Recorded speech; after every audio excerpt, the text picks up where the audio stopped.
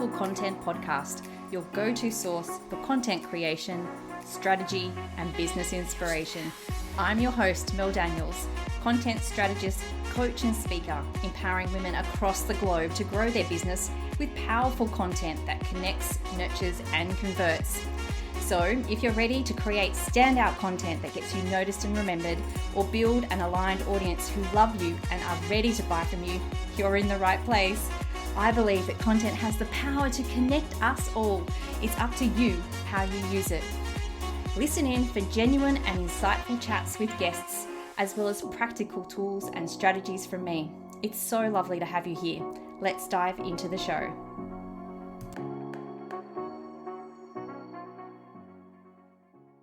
I acknowledge the Wongal people of the Eora Nation as the traditional custodians of the country that I am recording from today. I recognise their continuing connection to the land and waters. I pay my respects to elders past and present and extend that respect to all First Nation people listening today. Hello, beautiful people, and welcome to episode 105 of the Powerful Content Podcast.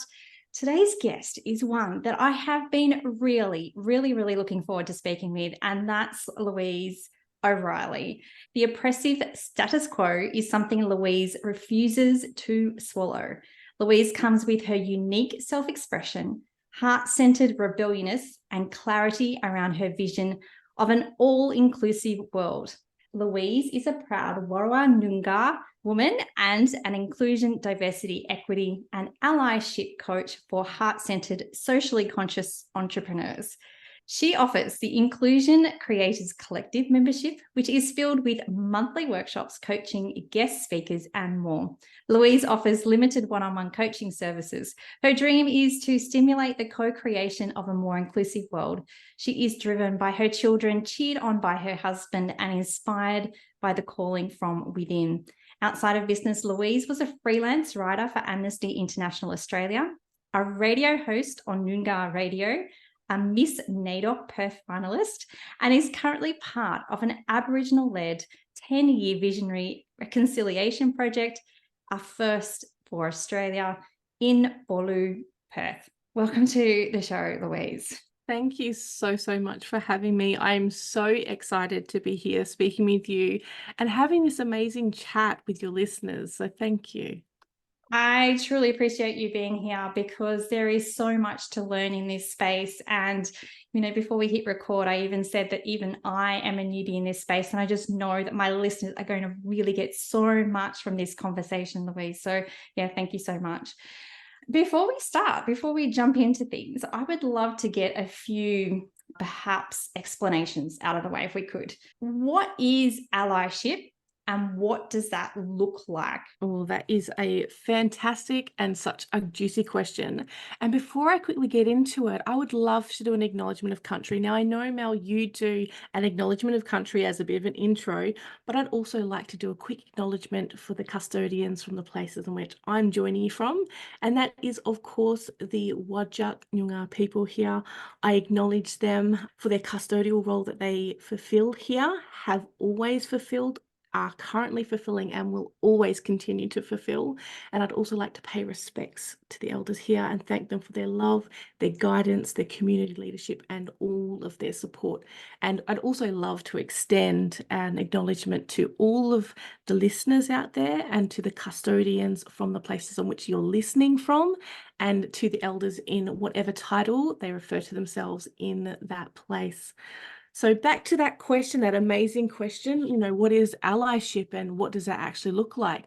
Allyship is a verb. That's the thing I'm going to start with first. It is a doing thing. Allyship is not a title. It's not something you can do one form of being an ally, then claim to be always an ally.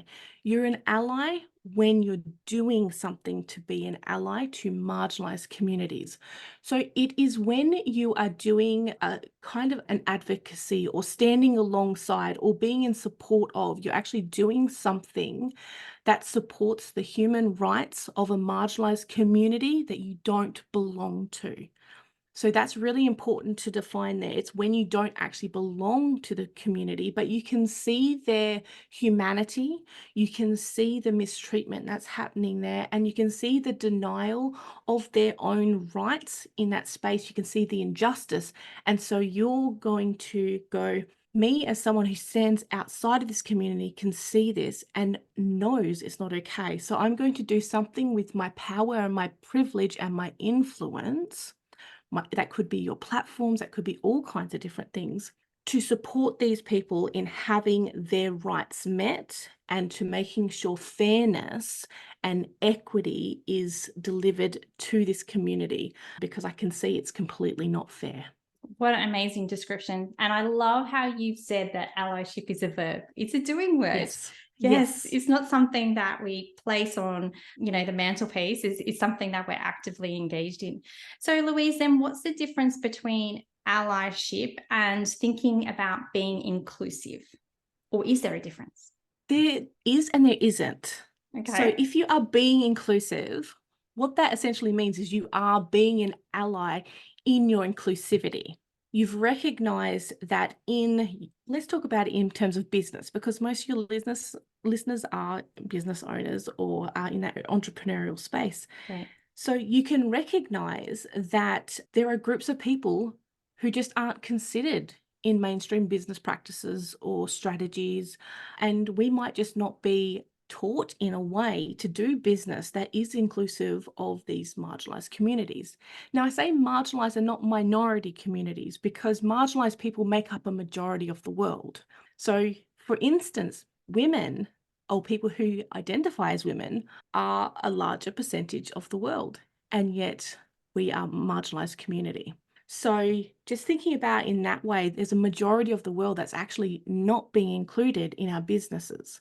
They're not being included in the way we use our language and our copy in our business. We're not being inclusive in terms of our imagery. We're not being inclusive in terms of making sure that our spaces that we're holding and creating are actually culturally safe for these different groups. And particularly as service-based business owners, it is our duty of care to make sure the spaces that we are providing are safe for people who are coming into them and paying us for our services. Yet inclusion and inclusivity is one of those things that are quite often seen as almost like a luxury item. Let me just do all the business stuff and inclusion comes second, or I've got to set all this stuff up and then I'll work on the inclusion.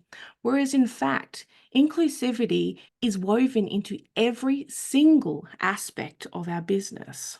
It is in the way we hold our body. It is in the thoughts that we have in our mindset. It is in the way we use our language and our copy. It is in the way we be creative, the way we set up our programs. It is in every single piece. So if you are separating the two, number one, you may not be inclusive. And I know sometimes that is a little bit hard to swallow, but if we want to be creating a world that's more loving and compassionate and kind and inclusive, we need to get real with ourselves and how we are actually participating in either maintaining the status quo, which is exclusionary, or whether we are going to take a look and do a little bit of introspection and go, what can I do with who I am, my power and my privilege in my business to make it more inclusive and therefore create a more inclusive world? So there's all those things interwoven, and that little mindset shift in understanding inclusion is business. You miss out on so much if you don't. You miss out on so many clients who would love to have your services, who need what you've got to offer into the world, but you're not talking to them. You're not including them. And so they go, oh, I'm obviously not welcome in your space. I'm not the right person for you, or I don't feel safe in your space. You're missing out on the richness and just all the beauty that it has, all the beauty. So let's just talk about that for a second, Louise. Oh my goodness, can I just say that there's so much to unpack there? And I just want to pull out one thing if I can, that Yes. business and inclusivity are not mutually exclusive. They are just No. one and the same. Oh my goodness, I love that. But let's Yeah. just talk about creating a welcoming and safe space, because I think that Mhm. perhaps those words don't mean a lot to business owners if they're not sure what are the actions or what does that actually look like in business. So Yes. can you give a bit of an idea to my listeners what a welcoming and safe space looks like? Absolutely. And this, oh my gosh, you asked the most amazing questions. I love this. So, to people who live in a culture that is the dominant culture, often it's really super difficult to identify different aspects of business that speak to inclusivity. So, I'm going to come to you as an Aboriginal woman and share some of my experiences or share some of my thoughts on this. Great. Thank you. I would love that. So, so when you come into a business, for me as a Aboriginal person, I'm always a little bit on the defensive if I'm in a new business space. Always. So I'm always firstly looking for either green flags or red flags to tell me whether you're a safe person. Now, you don't get a long amount of time to prove to me that you are potentially a safe business person for me. So you need to be very open with your inclusivity. And that could be things like having an acknowledgement to country. So that tells me, okay, you accept and acknowledge that there are First Peoples of this country and that you acknowledge that Aboriginal people are those custodians. So that's like, okay, that's a little red flag. That's good. Let's move to the next thing. And there might be something talking about, there might be some kind of social justice thing going on in the world, and you might have said something about it. Or you might have spoken a little bit about why inclusion is important to you. Or you might have spoken about the importance of accessibility in your industry, or you might have talked about some kind of injustice that has happened, or some kind of flaw in your industry, or even in your own business, your own recognition of, oops, I've made a mistake here and I recognize that and I'm acknowledging it. And this is what I'm going to do moving forward to make sure it doesn't happen again. Those are all like little green flags that help me know that potentially you are a safe person to work with. It could also look like the type of language that you use.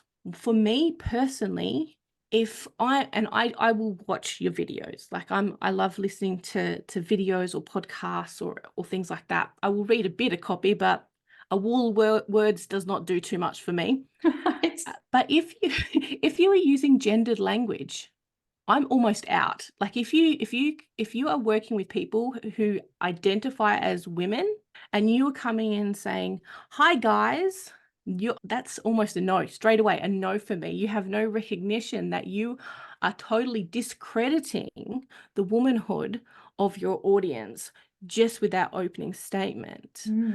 Having little things like making sure you have pronouns whenever you're in public spaces acknowledges the fact that you know that non-binary people exist and people exist outside of that binary situation of being cisgendered, where you are born assigned a certain gender and you align with that in comparison with people who don't align with those assigned genders. So those little things are all green flags.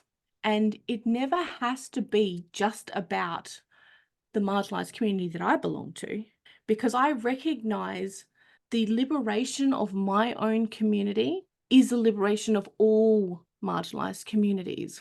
It is all interwoven, and we all have the same oppressor.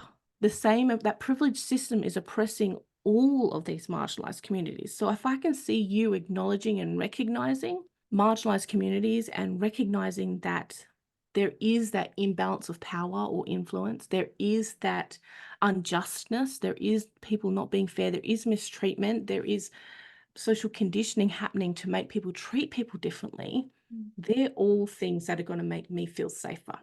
But then there's also business stuff behind the scenes that you can do. So in your programs or in your closed spaces, you can have things like policies that are non-discrimination policies or anti-racism policies and things like that. And making sure you have these, what I call safety nets for marginalized people. When they come into your space, there are some agreements that everyone who comes into your space agrees to not participate in any form of discrimination, or you have a policy that makes sure this is the process I'm going to go through to make sure people are safe in my space. The last thing I do want to touch on is a very visual kind of one. If you are celebrating things that are important to my community, you might not belong to my community, but you're still celebrating along with us those beautiful things. If you are acknowledging when there is injustice in my community, and if you are using language or images that represent my community, they are all things too that help me know you potentially are a safe person. Wow. Okay. So lots of amazing ideas for business owners there to really start to include more inclusivity Yes. into their business, which is amazing. I'm just really interested to know, you just mentioned lastly there from a visual perspective that you appreciate when imagery from your culture is being used by those people who are not part of your culture. I'm interested to know why you don't find it offensive. I do find it offensive if it's used as a form of, have you heard of like greenwashing, businesses greenwashing and things like that, where Now explain that for us. they put things like eco whatever or green whatever, which gives the impression that they are very environmentally friendly business, but actually it's not. It's just a name. Right. So this is almost like a way of saying it's like an Aboriginal washing type thing. So don't use it unless Aboriginal people are going to be safe in your community. You are actually doing the work behind the scenes to unpack some of your unconscious biases around that. You are doing the work to understand the culture and how to be more inclusive. And you have some form of mentor that is helping you through that, because it is something that you can't actually do on your own.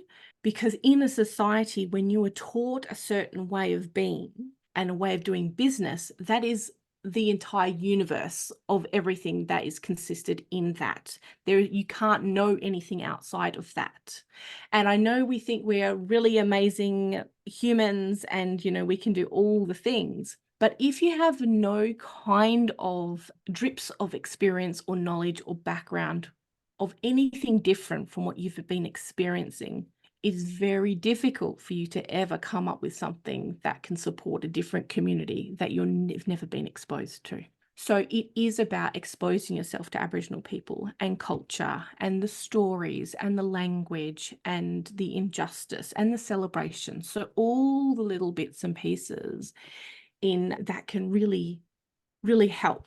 So I do find it offensive when you are using things like Aboriginal art to profit from.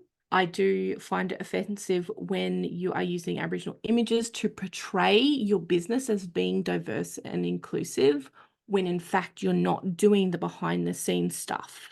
And I find it offensive if you're using it in order to attract diversity. So if you have Aboriginal people who are working with you in your business, that is a fair representation of who you have in your spaces. So before I would use any images, I would encourage you to really look at the culture of Aboriginal people and what do we require culturally to make sure we are safe in your spaces. And that will naturally organically attract Aboriginal people into your space. And then at that point, then you can go, okay, I've got Aboriginal people in my space. It's a fair representation of who is in my business, in my spaces, to share these amazing people. So what I'm hearing, Louise, is it's around the intention, but the work that goes with it, the behind the scenes work that's going with it, as well as understanding the culture from a mentor's perspective. And can I just say, if you want a mentor, that would have to be Louise.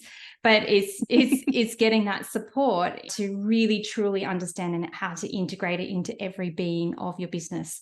Awesome. I love it so much. So I think that also, Louise, and sometimes I feel like this, and I'm sure that my listeners feel like this as well, that in this world, there are lots of big issues, and we can feel like we're perhaps a small fish in a huge pond, and that anything that we do as an individual in life, in business, with our content can have little impact. So why bother? Why bother even trying to do this? So if there's anyone who's feeling like that, what would you say to encourage them, Louise? First of all, I would say it is a completely normal response to have that feeling, completely normal. And this is why with my clients, I like to work with them on their unique allyship style or unique inclusion style in their business.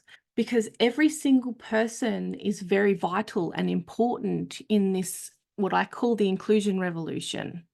And there is no one who can fulfill your role. Only you can. You were born with a certain set of gifts and talents. You were born and you have these amazing values. You have this vision of the kind of world and future you have. All these things combine together to make a really unique fingerprint of you. And so only you can do this kind of allyship in your particular way. And it's not to say, so allyship doesn't always have to look the same. There are different ways of doing allyship. Sometimes it's big, loud, and bold in front of lots of people. Sometimes it can be really quiet and behind the scenes, but they still make an impact. We need everyone to be taking, an allyship action to actually move the needle.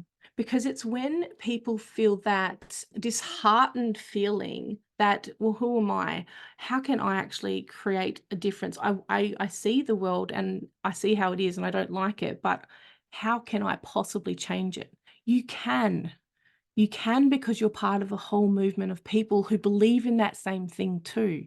And we can't achieve it without you being part of it. So we all have privilege. Right. We all have some form of influence. It might be we have influence with our children. We have influence with our audiences. We have influences with our co-workers and biz besties.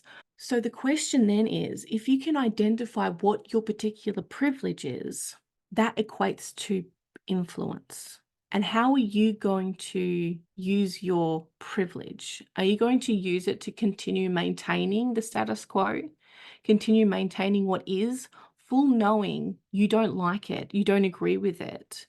Or are you going to go, what can I do to change this story?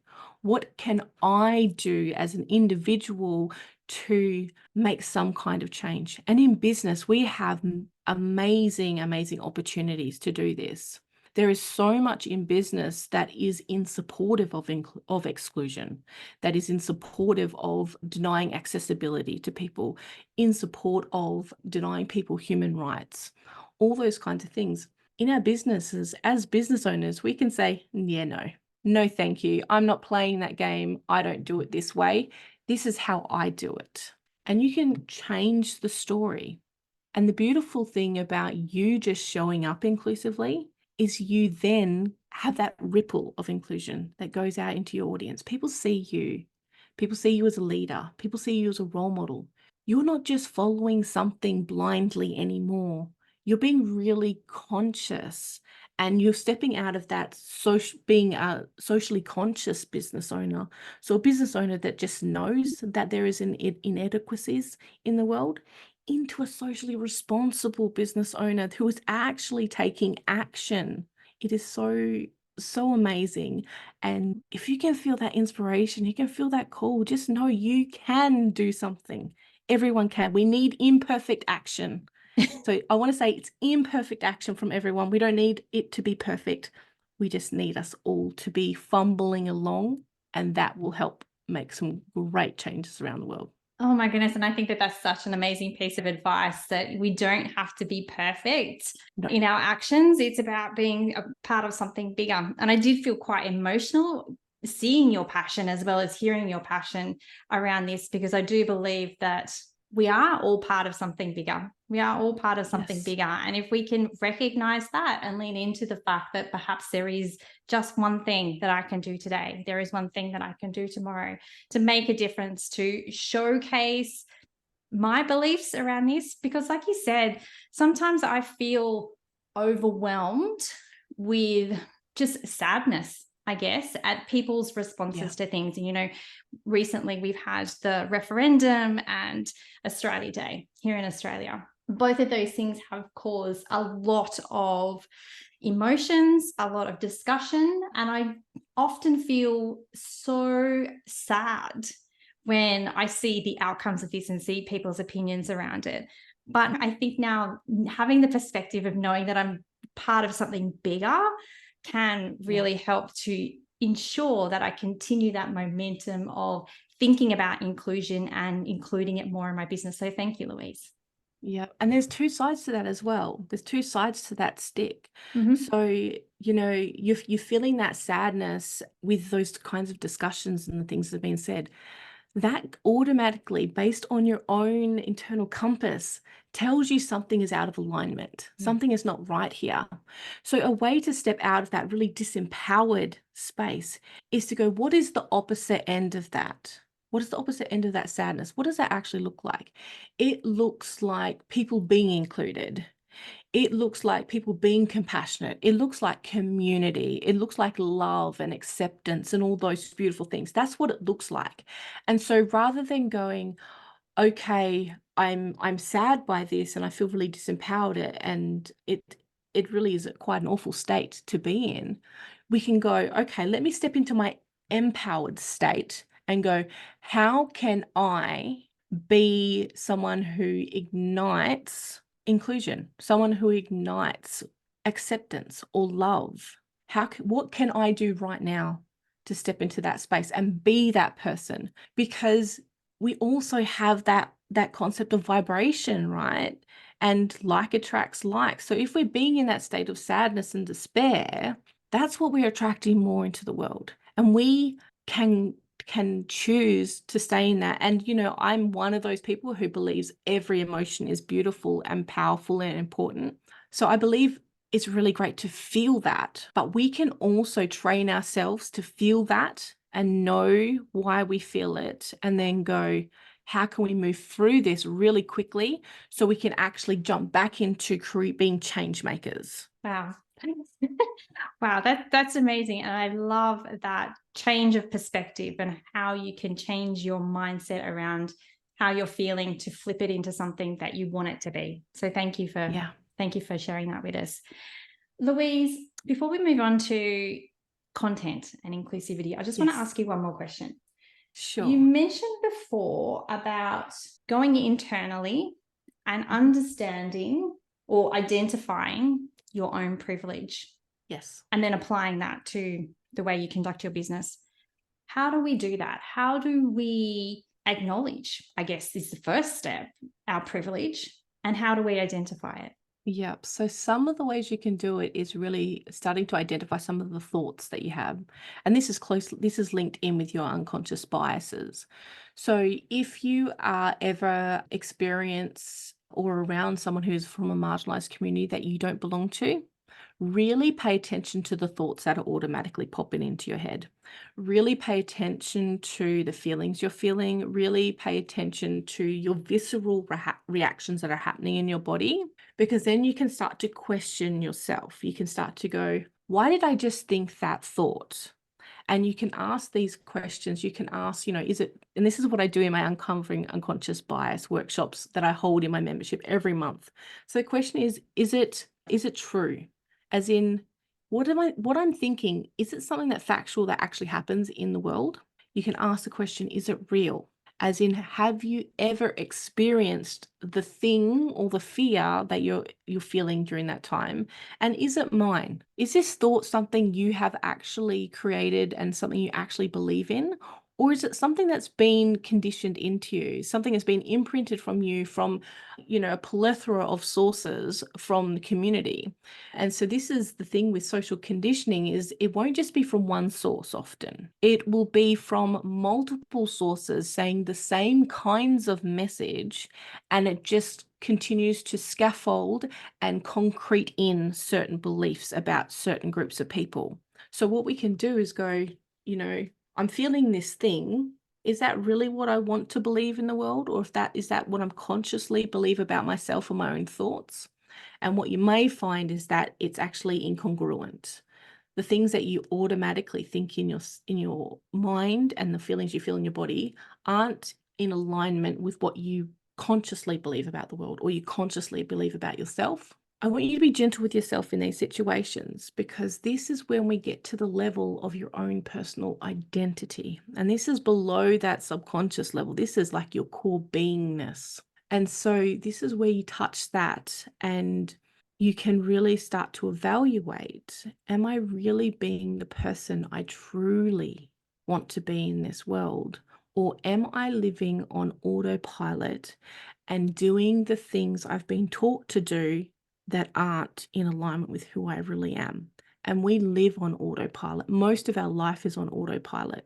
So when we can start having that awareness of ourselves and our thoughts, we can start to choose to live in a way that is in alignment with who we believe ourselves to be and want ourselves to be, that very best version of ourselves. Fabulous. So it's really about the awareness piece, asking the questions. Yes. And then it's a choice whether we want to continue down the same path or whether we want to change things a little bit. Thank you for sharing that. I just want to quickly, before we wrap up, Louise, just go into inclusivity in content in particular. Yes. Perhaps you can give my listeners maybe a few tips or a few ideas on how to, maybe how they're not being inclusive in their content right now, but how to be more inclusive in their content. Sure. So certainly gendered language is a big topic that we've been talking about for a few years now, really. So making sure when you're addressing your audience, you're curating it to be the people you're meant to be talking to. So if it is a group of people who identify as women or non-binary people, again, not using guys as a way of addressing that particular community, but also looking at things a little bit deeper and looking at your own ideas or concepts of what things like womanhood means. Because what womanhood means to one woman can be very vastly different to what womanhood means to another person. And so I would like to kind of give my concept of what woman means to me, because I think that might help with that inclusive language. Please do. To me, being a woman is identifying as a woman, full stop. That is the entirety of being a woman. Everything else that goes along with that is nothing. It's just personal choices. So what I find is that there are lots, and I'm not saying that we don't have lots of common experiences in womanhood, but in really defining things like that in a very particular, narrow way, it really does exclude a lot of women from coming into your spaces, because they don't see themselves in your copy. They go, oh, well, I do identify as a woman, but you're talking about this thing as if that's the only way you can be a woman. Obviously, this is not a safe space for me to be in. It is really looking at how we define every group of people, that every niche that we're working with, really, and going, what actually defines these people? We can talk about some common things, goes, some of us experience this. And isn't it terrible, or isn't it amazing that we can experience these things? But then in it, you can say, now I acknowledge this isn't the experience of every single person in this particular group. If you experience something different, maybe let us know so we can talk about that too. Or sharing different cultural days. When you acknowledge our significant days, that tells us you see us, that you value us as being part of the community enough to put it in your content. Even if you don't celebrate those days, even if you don't actually do whatever it is on those days, you can just say, oh, yes, community who's in my business community, I see you, and I just want to say happy whatever day it is. Yes, I don't celebrate that, but that doesn't mean I don't want to wish you a happy whatever day it is. So it's ways of just doing it like that. But also remember, it's not just about the celebration and showing up on those really positive, happy things. We need you to show up on the sad things too, in the spaces where we are having great injustice in our communities. And speaking up, even though it can feel hard, sometimes when you're talking about these social issues, quite a lot of the time they're quite polarizing for people. So we need you to show up and talk about those hard things too, and really draw a line in the sand and say, this is acceptable in my business spaces and this is not acceptable in my business spaces. Now, you don't have to change anyone else's mind on it. You don't have to say, you have to believe what I believe or you get out of here. All you need to do is say, this is where I stand on this. And you can draw some boundaries. You know, if you overstep this boundary, I'm going to have to do this thing. But you most certainly don't have to believe in what I believe. But that really does show a huge amount of inclusion, because as marginalized people, we know that you are going outside of that status quo of conforming or just keeping quiet or being silent on things that you know aren't right. You're actually choosing to make a noise and to bring awareness to and to make a stand on something that is not impacting your particular community. So that all those kinds of things really, really make a massive difference in copy. Yeah. And I think that the words that are really standing out for me as you were talking just then, Louise, words are coming into my head. And it's around the awareness, around the intention, around being mindful, and actually bringing the you in your content to it as well. And really understanding that not everyone is the same. Not everyone comes from the same experiences, the same background, the same culture, but we can be part of a huge community doing great things in this world. So thank you so much for sharing this. Louise, before we wrap up today, I really love asking all of my guests what their actual superpower is and how they bring it to the table. I would love to know, what's your superpower? My superpower is certainly my voice. It is something, and I might get a little bit emotional here. It is a wonderful gift and it is an absolute honor to be able to speak to you, your listeners, and to anyone who will listen to me, because I am the first generation in my family since colonization where people who aren't in the Aboriginal community, you see, I'm getting there, are willing to listen to me, are willing to listen to our stories, are willing to listen to my family's stories, and are willing to listen in order to be part of the change. So it is a massive honor to be able to speak in all these different spaces. So that's why I come on these things. This is why I talk. This is why I do video. This is why I had been doing blogs.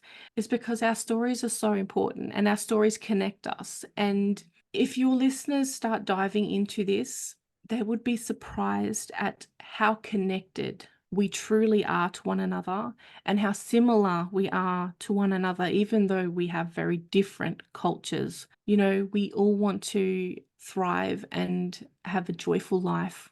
We all love our children and want them to have better and to have all the things that we never had and enjoy the things that we couldn't possibly enjoy. So we all have these beautiful connected pieces, and it could just be connection in terms of we live in the same area. Isn't that beautiful?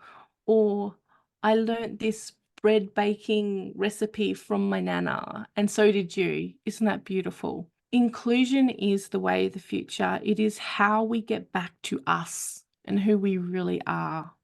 It is a way for us to become more human. Unfortunately, the privileged system is a system that constantly tells us we are not enough. We are not good enough. We are not smart enough. We don't know enough. We are not great at business enough. All these kinds of things is exactly what the privileged system does, and it aims to isolate us. Inclusion brings us back together and tells us no matter what, you are good enough, you are worthy, and we are totally all in this together. My liberation is yours too. amazing. And I just want to take a moment to say thank you for sharing your superpower with us. Thank you for sharing your voice with us, because without people like you in this world who do speak up and who do help other people really understand inclusivity and understand what privilege means and how we can make this world a better place, include more people in whether it's our content, our business, our life. So I want to say thank you. Thank you for sharing your superpower with us today. Do you have any other final parting words of wisdom? Like, if someone's listening to this today, what is perhaps one thing that you would love them to walk away in action today? What would you want it to be? Oh, the one thing I would love you to do is do a quick audit on your social media and all the people you're following. Have a look and just flick through and look at, are all the people identifying the same way or looking the same way? And if there is people who constantly are coming up that look the same way and come from the same culture, same background, same ethnicity, I would encourage you to block out a little bit of time to search for content creators who look different, who have different cultures, who have different perspectives and stories about things either in your business or about life in general. Exposing us to diversity in a conscious way and teaching your algorithms that you want to see different people with different perspectives and ideas is a wonderful way to do it. And the one more piece of advice I do want to offer too is that when we are talking about social change or social impact, or talking about inclusion in our business, I would love it for you to come to it from a space of neutrality, where you're coming into it and doing it because that is a reflection of who you are as a person, and to not have attachment to whether people agree with you or disagree with you, or you change their minds over different things or not. Just come at it. I am sharing who I am. This is a representation of me, and regardless of what happens on the outside, this is what I know to be right and true and truth for myself. And if you do want more tips on how to have effective communication in social impact conversations and things like that, I also do have an ebook which has 10 of my top tips on having that as well. So that way you're protected and your energy is safe and you feel good and light and great when you do it too. They're big topics and sometimes they can be heavy, but we don't have to take that heaviness in with us, because in reality, we want to be creating a beautiful, light, wonderful, loving world. And so that needs more of that energy in it. Oh, I love it so much. Now, if you want to follow Louise or grab that checklist she just mentioned, it will be down in the show notes. I thoroughly recommend it. And I love your tip about going onto your social media and just adding a little bit of diversity. I think I shall be doing that as well. So thank you for sharing that with us. So thank you so much, Louise. Thank you so much for coming on the podcast today and sharing your wisdom with my listeners. I truly appreciate you being here. Thank you so much. Like I said, I'm so, so grateful. Thanks so much for listening. That's it for another week. To get more powerful content in your life, make sure you're following along on socials. My handle is @meldbusiness. And just in case you're wondering, the groovy music for this podcast was created by Just Here on SoundCloud. I'd also be super grateful if you took a moment to rate and review this podcast so more amazing women like you can experience the power of content. And if you're like, hell Mel, stop talking, I'm ready to work with you now, here's how we can work some powerful content magic together. Firstly, come and join the Content Effect, my membership inspiring women with service-based businesses to ditch the content chaos and start creating stand-out content that gets you noticed and makes sales. You can join us by using the link in the show notes or just Google the Content Effect. The second way we can work together is via my one-on-one packages. We can create a sustainable content strategy or start to build out your client journey. It's up to you. Hop on over to meldbusinessservices.com.au/services to find out more. Until next time, have a beautiful week and embrace the power of your content.